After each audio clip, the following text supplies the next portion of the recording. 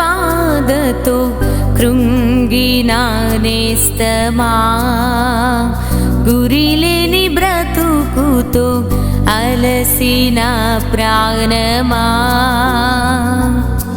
తన కరములు చాచి నిన్ను పిలుచుచున్నాడు, తన కరములు చాచి నిన్ను పిలుచుచున్నాడు.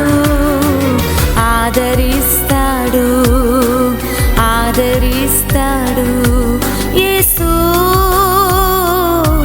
ఆశ్చర్యకరుడు, యేసు ఆశ్చర్యకరుడు, యేసు ఆశ్చర్యకరుడు.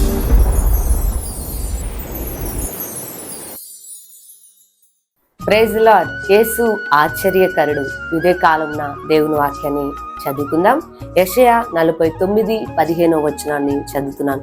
స్త్రీ తన గర్భమున పుట్టిన బిడ్డను కరుణింపకుండా తన చంటి పిల్లను మరుచునా, వారైనా మరుచుదురు గాని నేను నిన్ను మరువను. దేవుని బిడ్డలారా, తల్లి బిడ్డను మరుస్తుందా అంటే అస్సలు మర్చిపోదు. ఎందుకంటే తల్లి యొక్క మనసు ఎలాంటిదంటే బిడ్డలపైనే తల్లి తన మనసును నిలుపుకుంటాది. కానీ కొంతమందిని మనం గమనించినప్పుడు కొంతమంది తల్లులు వారి పిల్లల్ని మర్చిపోయేవారు ఉన్నారు. విడిచిపెట్టి వారి స్వార్థం కొరకు బ్రతికేవారు ఎంతమంది లేరండి. కొంతమంది పిల్లలు చెప్తూ ఉంటారు, మా తల్లి మా తండ్రి మమ్మల్ని విడిచేశారు, ఈరోజు మేము అనాథలుగా ఉన్నాము అని కొంతమంది చెబుతూ ఉంటారు. దేవుని బిడ్డలారా, ప్రభు అంటున్నాడు, వారైనా మరుస్తారు. ఎవరు? తల్లిదండ్రులు మరిచేవారు ఉంటారేమో గాని నేను మిమ్మల్ని మరువను అంటున్నాడు. ఇదే కాలమున దేవుడు నిన్ను మరిచిపోలేదు, దేవుడు నిన్ను విడిచిపెట్టడు. ఎందుకంటే ఆయన తన శాశ్వతమైన ప్రేమతో నిన్ను ప్రేమిస్తున్నాడు.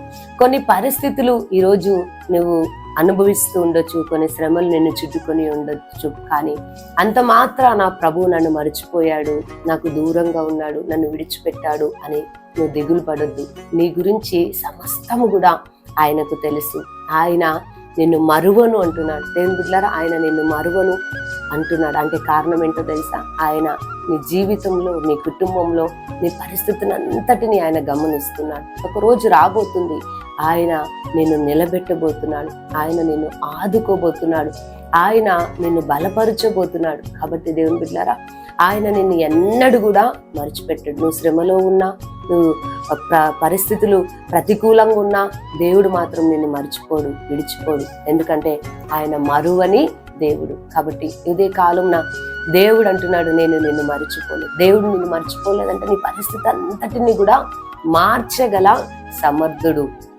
కాబట్టి తల్లిదండ్రులు మరిచారా, నీ స్నేహితులు మర్చిపోయారా, నువ్వు అనుకున్న వారందరూ మర్చిపోయి ఉండొచ్చు, కానీ దేవుడు మాత్రం మర్చిపోడు. నిన్ను జ్ఞాపకం చేసుకోబోతున్నాడు, నీ పరిస్థితిని దేవుడు మార్చబోతున్నాడు. దేవుని బిడ్డలారా, యోసేపును దేవుడు జ్ఞాపకం చేసుకున్నప్పుడు తన జీవితంలో ఆశ్చర్య కార్యం జరగలేదా? దేవుడు నీ జీవితంలో కూడా ఆశ్చర్య కార్యాన్ని దేవుడు జరిగించబోతున్నాడు. ఈ వాగ్దానాన్ని నమ్మి ప్రభుని స్తుతించవలసిందిగా ప్రభు పేట కోరుచున్నాను. దేవునికి మహిమ. చిన్న ప్రార్థన.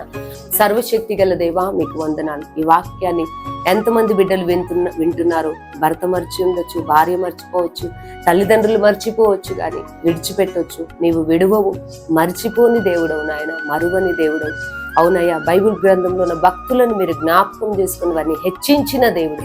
ఇదే కాలంలో ఎంతమంది బిడ్డలు ఈ వాగ్దానం నమ్ముతూ రిసీవ్ చేసుకుంటున్నారు, వారి జీవితంలో, వారి కుటుంబంలో మీరు నాయన అద్భుతమైన కార్యాన్ని జరిగించి మహిమ పొందమని యేసు నామంలో ప్రార్థిస్తున్నాను తండ్రి.